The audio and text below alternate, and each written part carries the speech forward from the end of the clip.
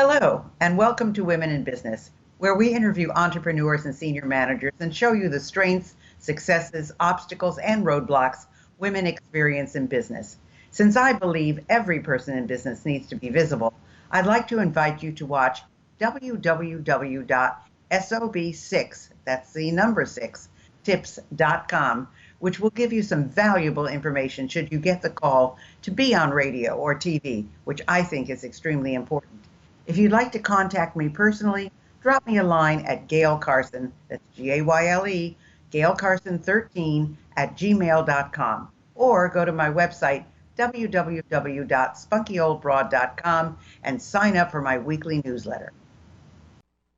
Hi, everyone. This is Gail Carson, and I have Janelle Anderson with us today. And Janelle's been with us a couple of times. She's such a fascinating person that I've asked her to come back because I just think that she has so many life lessons to give everybody. In addition, I want to encourage you to go to my Spunky Old Broad YouTube page and subscribe so you'll get the latest of everything. And of course, if you go to my website, you will be able to access my store, my university with my programs, and of course, join the virtual SOB club on Facebook. But Janelle is someone you need to pay attention to because she is a confidence coach for women business owners and leaders. And her specialty lies in enabling women to know their immense value so they can show up, stand up, and speak up in fearless confidence. With her powerful confidence building formula, women are able to conquer the imposter within and unchain their hidden unlimited potential. Empowered by newfound confidence, action-oriented strategies, and tools, they are able to build, grow, and scale a thriving business and make an incredible impact on the world. And Janelle, I'm going to welcome you, but I want to read you something that came across my email this morning, which is so appropriate for what I just read. It's by Sir William Golding regarding women. And I'm not sure when this was written because he looks like a old curmudgeon, but he says, I think women are foolish to pretend they are equal to men. They are far superior and always have been. Whatever you give a woman, she will make it greater. If you give her sperm, she'll give you a baby. If you give her a house, she'll give you a home. If you give her groceries, she'll give you a meal. If you give her a smile, she'll give you her heart. She multiplies and enlarges what is given to her. So if you give her any crap, be ready to receive a ton of you know what. So I just thought that was so appropriate based on, your intro, because that's exactly kind of what you do. So tell us, because the women listening to this, some are younger, some are older, but you didn't really start your coaching business until your mid-50s, correct? Yes, actually, I was 61 when I officially started. I started looking in my mid-50s for what did I want to do with the rest of my life and what was going to give me purpose and meaning and all of that. And so I landed on coaching around the age of 60 and then decided to go ahead and jump into a training. Started my training in my business when I was 61. Which just goes to show you, folks, that it's never too late. It's never too late.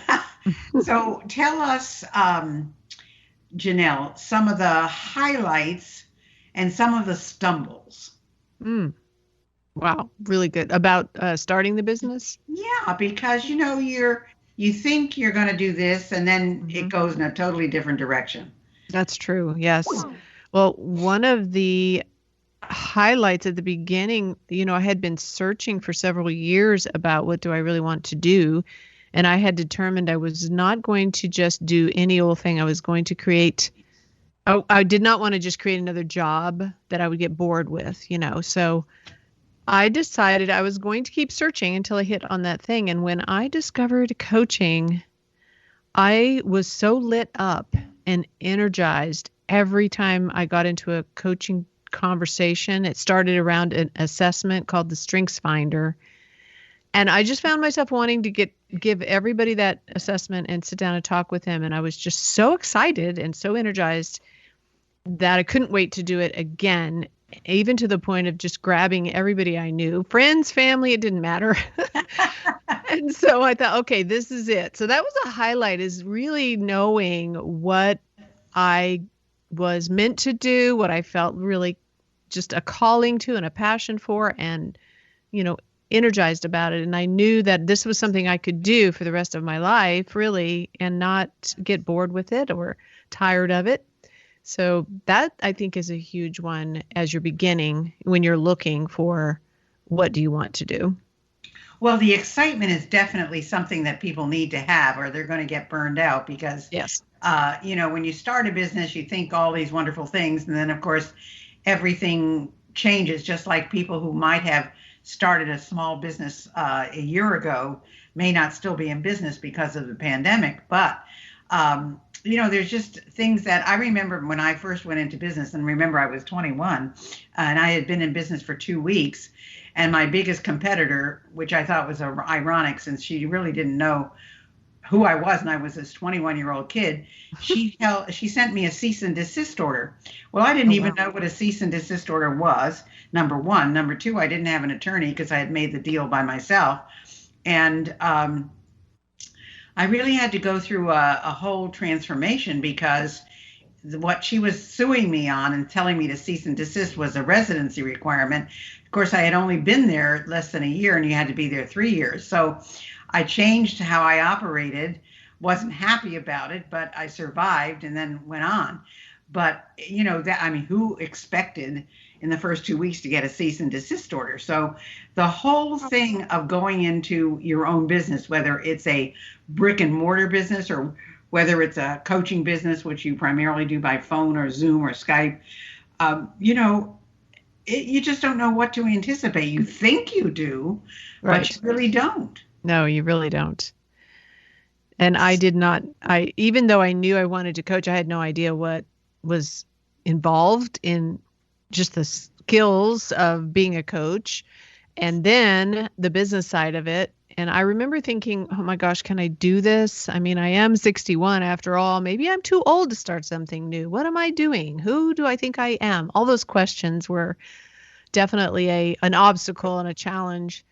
And, I knew that I could coach people because I began to realize that was something naturally I was good at. And I had been doing it as a teacher and as a manager and a mother. I had always kind of had those natural tendencies to coach people, but could I do the business side of it?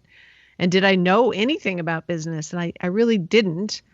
My husband and I had run a couple of brick and mortar businesses, but he had done a lot of the marketing and sales and that end of things and getting it set up. I just kind of ran the office, which was a big deal, but I didn't know if I could actually be my own business owner.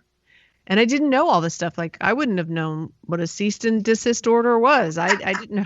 I didn't know how to legally get set up and all of that stuff. Well, so you went into it with excitement because you knew this is what you should do. You went into it with trepidation because you weren't sure if you could do it. Right. And so what was your biggest highlight and what was your biggest, let's say, black hole? Oh, good one.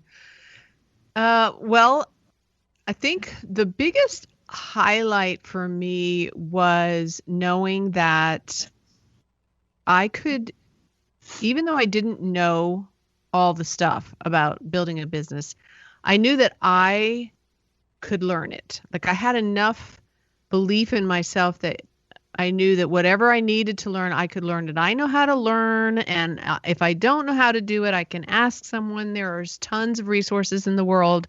I can do this. So I really just began to coach myself, I guess, and have that knowledge that when I don't have to know everything all at once, right? I don't have to have it all figured out. Let me take this first step, learn how to be a good coach. I found a school, started going through the training, and I would learn as I went along. And that's kind of what got me going. That's what kept me in it, even when things were difficult. Probably the biggest black hole, I would say, would be finding clients and learning how to market myself, learning how to talk about what I do without feeling salesy. I didn't want to ever feel that way. And I find that that's true of most women. We have that nurturing heart. We want to have a connection with people. We don't want to make them feel uncomfortable. And so we'll diminish ourselves, or we won't own our worth because of that. And we hold back. And that's what my black hole was. I wasn't really coming out strong and talking about what I did with confidence. And I wasn't able to close the sale because I would back off and say, well, if you want to talk, let me know. Or, if I can help you, let me know, instead of just being confident and saying, this is what I offer. Here's how much it is. What do you think? It took me a while to even get to that point. So that to me was really, really hard. Well, it's interesting. And for all of you listeners out there, understand, one of my big mentors has always said, you are never in the tire business. You're never in the automobile business. You're not in the plumbing business. You're not in the painting business. You're not in the sportswear business. You are in the marketing business. And if you don't market, you will not survive. And if you look at even companies like Coca-Cola and Procter & Gamble, I mean, I'm not comparing what we do with them, right, but they're huge companies and they market all the time. They do. Why do they spend, I mean, I think it's outrageous, but why do they spend $5.5 million on a Super Bowl commercial for 30 seconds? I mean, it's marketing.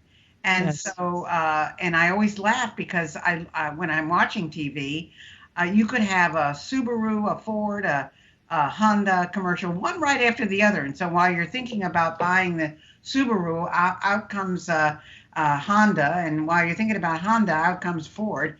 So, but it's all about marketing. So, how did you get over that, Janelle? Because I think our listeners, I know it's called experience. I know it's called doing it over and over again. But there had to be a click in your mind that went on that you said, wait a minute here. I'm in this to win this. So how am I going to get through this? Well, I think it's really true. You do have to come to terms with the fact that you do have to market yourself. I've had so many conversations with women, not just coaches, but in business, who don't want to do that. And they try to find every way around it. And it comes down to, you have to, because what did it for me, what made the switch in my mind was that marketing it's different than sales, actually. And marketing is actually just you putting yourself out there so that the clients that are looking for you already, that you are making it easier for them to find you. That's all you're doing. You're not trying to convince the whole world to buy from you. You're not even trying to convince people that would not be your ideal clients. All you're doing is making yourself visible, kind of like a road sign saying, here I am. If this is for you, I'm here. They don't know you're there if you don't put yourself out there. And that's what really helped me. It was like, oh, I'm just making myself findable. Yeah, and that's really it too. So have you found a particular niche that seems to be your sweet spot, or are you coaching everybody for everything? That's funny. Yeah, I can't coach everybody around everything. I just don't have that capacity. So it is really important to niche down and to find out who are your ideal clients. So, it's taken me a while though. This is one of those things that most people don't know right off the bat. And it's amazing to me how long of a process it has been for me. But I'm also finding out it's normal for it to kind of evolve and change over time. So for me at first, it was like, well, I'm a woman going through midlife and finding myself and finding my purpose, so I can help women to do that. So I started just, helping women to do what I had been doing. And then over time, as I got myself out there more and did more networking and met lots of people, I started noticing that who I was attracting were women who owned businesses, women entrepreneurs. And I looked at my list of 5 or 6 clients, and that's what they all were. And I loved working with them even more, because even more than just women who are kind of looking for their purpose, although I enjoy that too. But these women already knew what they wanted to do and they already were passionately pursuing it. They just needed help in building their confidence and getting a lot more clearer about the value they had to offer the world so that they could show up strong and fully, fully themselves and peeling off those things that were not them. And that's what I was doing. So that showed me that that is actually my ideal client. And that's who I started then to market to more specifically. But Yeah, and then people, what Janelle is saying about the ideal client, that's who you have to picture when you are doing your marketing plans. In other words, you may deal with client A, B, D, E, F, but if client C is your ideal client, then every piece of copy that you write, every message you send out, every email has got to be directed to those people. yes. And the others who come along, that's great, that's gravy. But your ideal client is the one that you need to talk to. So, what would you say is your greatest achievement in coaching? In other words, you've coached all these people now, you're a success at what you do. What is your biggest celebration, I guess we'd say?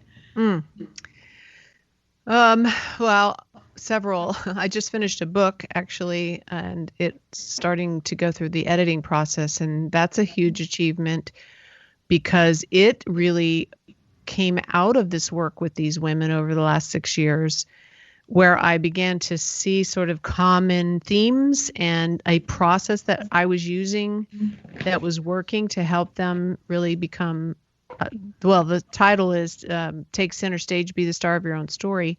And that's the kind of work I've been doing with women, is to help them peel off all the things that are not them and take center stage, be who you are, be really comfortable in your own skin and get yourself out there. So that's a huge accomplishment. And I will be using that in my year-long mastermind, really deep coaching program. I'm launching this year a new one. It's called the Year of You.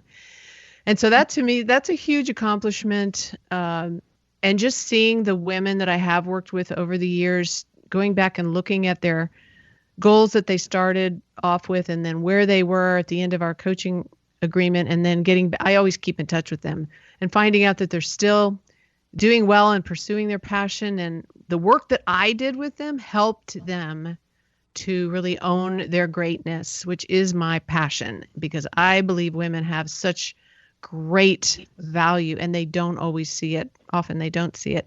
But when they do, man, it's just powerful to see how they can show up in their lives and the things that they can do to impact their world. So if I have had a hand in that, that's a huge accomplishment.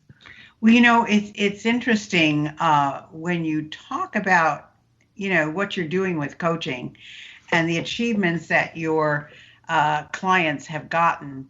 It's really all about their thought process. I mean, it is. You're not teaching them how to run their business, although you may do that as well. You're not teaching them, this is what you need to do to get to this next step. You're giving them confidence in themselves to take that next step. And that's a key. I mean, it's amazing that people do have all this self-doubt. I mean, I can understand why, but they've made a decision to go into business, and then all these other thoughts creep in, and say, oh, well, maybe I'm not good enough. Right. Maybe I can't do this, et cetera, et cetera. So to have somebody like you, Janelle, who can get them through that is just fantastic. So, what is it that you discovered about yourself in these last 6 years? So many things. I think that coaches actually learn a lot more about themselves in the process than even their clients. I've learned that I can do a whole lot more than what I think I can. I have a lot more in me than I think I have. And if I will just listen to my heart and follow my intuition, basically, that it will never steer me wrong. Like, I get so caught up in my head sometimes with all the things I have to do that I get all kind of confused, right? And it's like this conglomeration of stuff going on in my head. But if I can just tune into my heart and say, okay, what do I feel at an instinctual level is the right thing to do here, or the next step, then it never steers me wrong. So I've learned to really deeply listen to my heart and trust my intuition. And I've learned to trust the process, that this is a process and it's a step-by-step process. What I know now, I wouldn't have known 6 years ago, but I didn't learn it all in one lump, sum of thoughts or whatever, or learnings. It was a gradual, one little step at a time. And as I've added to my expertise and added to my knowledge and my skills, now I'm where I am now, but I'm going to continue to learn.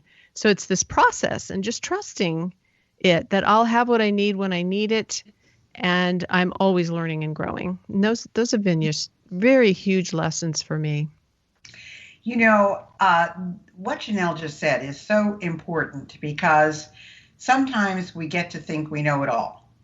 And if it's one thing I've learned, how little I know. I mean, I know a lot, but there's a lot that I don't know. And the fact that you keep yourself open, Janelle, to learning, and that you say, well, there's got to be a better way, or there's got to be a new way, or this person is doing something I'm interested in finding out about. All of those kinds of things continue to help you grow. And Yes. That's why I get excited when I hear about women in their 70s and 80s who have gone back to school, or, getting their high school diploma, or getting their GED, or going back to college and taking courses, or enrolling in OASIS programs, or anything like that. I think all of that gets your mind working. Now, I look at my sister, who is like 5 years older than I am, and she gave up her practice, but she was a very successful psychotherapist, but she's now into social justice and all the rest and works really hard at it. But she's also a member of a book club. And they get together by Zoom and talk about the book. And, they used to get together in person, but now it's by Zoom. And,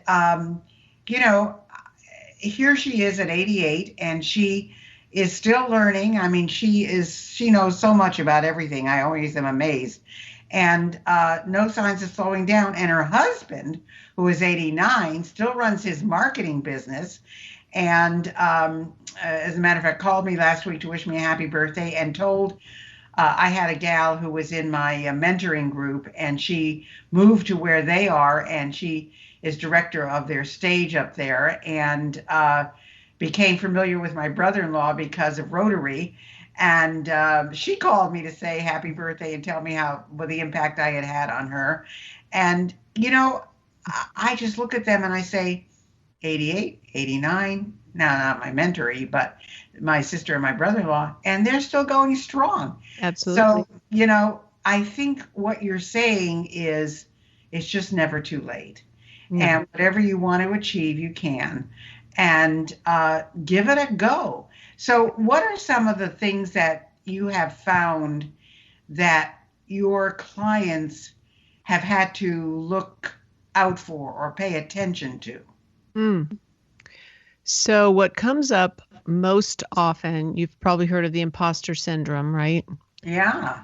Yes, that comes up, and the research shows it as well, that it's very common, more common with women than men. And in that is this feeling of, I'm just not good enough. I am a fraud. They worry about their expert. I'm not the expert that I need to be. And all this self-doubt about who they truly are. And it shows up in lots of different ways, depending on, the situation, but it's always some form of this self-doubt. I'm just not good enough. I'm afraid to put myself out there. I'm afraid to say anything or do anything because what if people find out that I'm not perfect? Perfectionism is a part of the imposter syndrome. What if they find out that I don't know as much as I think I do? And they compare themselves to others. And this causes them to diminish themselves and to hide and kind of hold back. It's interesting that you say that, because I have said this before many times on air, but I'll say it again. And that is that women if they're applying, let's say for a job, not their own business, but they're applying for a job, they if it says these are the 6 things you need and they've got 5 of them, they won't apply. But if Right. a guy, it says 6 things and he's got 2 of them, he will apply because he Yes. figures, what the heck, So you're Right. absolutely right. But we only have about 4 minutes left, Janelle. So I want to let people know, first of all, Janelle has this wonderful gift for you, the Lead to Client Conversation Blueprint, how to Yes. navigate through sales conversations in an authentic manner, and it's focused on relationship and connection. So if you are looking to learn about this, how do I get to the client conversation? Here's your blueprint for it. So where do they go to get it, Janelle? They just go to my website, emerginglifecoaching.com, and then forward slash just the word blueprint, and they can download it right from there. And this is a compilation of things I learned, a lot of it from my coach, who really, really helped me with this because I just was meeting new people that were possible clients and just jumping way too quickly into, hey, do you want to hire me? Kind of I just went too quickly. He was like, slow down. They just met you. Like, you don't have to like rush through it. Here, let's build a relationship. Find out what they need. And so he really taught me. And there's scripts in there. There's a couple of templates. There's kind of like the whole philosophy behind this approach where it's very relational and very connected with them and showing up in service, finding out what they need first. Well, I think I'm going to go get that.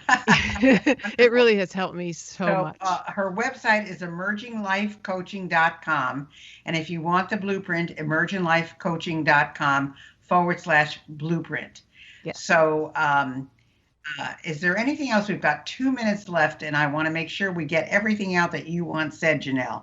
I want to remind people to go to my website, spunkyoldbroad.com, where you will find my store with mugs and t-shirts and leggings and all kinds of things. Cool. You will find my virtual SOB club. You will find my university where I have my programs that are all self-study, so you can learn about them there. What about you, Janelle? What else do you want to tell our audience? I think I would just like to leave them with this thought that you can just be you, and that's what we want. That's what people want. They just want you. You don't have to be anyone else. You don't have to be like another person, that even people you admire. It's fine to admire them, but just be you and be brave. Step out there, take a chance on you, and be kind to yourself. Don't beat yourself up. If you run into somebody saying no, it's okay, because that just means they're saying no to your services. They're not ready yet. It has nothing to do with you. But be kind to yourself, be brave, and just be you. It's so funny you say that because it's true. They always talk about how many no's you have to get to before you get to a yes. And when I first started speaking, you can't do this anymore because nobody answers their phone. But Right. When I started speaking 40 years ago, I called 100 meeting planners a day. I called 500 a week. And I really didn't care who said no. I only cared who said yes. And Yes. within 9 months, I was doing 135 programs a year. So, Wow. was it's just what it is. And you mentioned the word brave, and although I am the SOB, I am the spunky old broad. I always say SOB for the normal persons is spunky, open, and brave. Yes. So you're piggybacking on that, which is wonderful. Well, thank you so much for being with us, Janelle. You've been a wonderful guest per usual.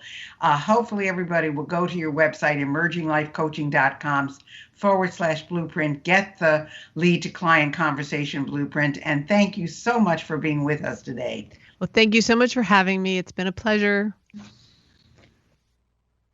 Thanks for listening to Women in Business. I hope you enjoyed today's show. And if you have any suggestions as to who you'd like me to have as a guest, just email me at gailcarson13@gmail.com. Be sure to check out www.sob6tips.com. And in the meantime, go to www.spunkyoldbroad.com to see the resources I have for you.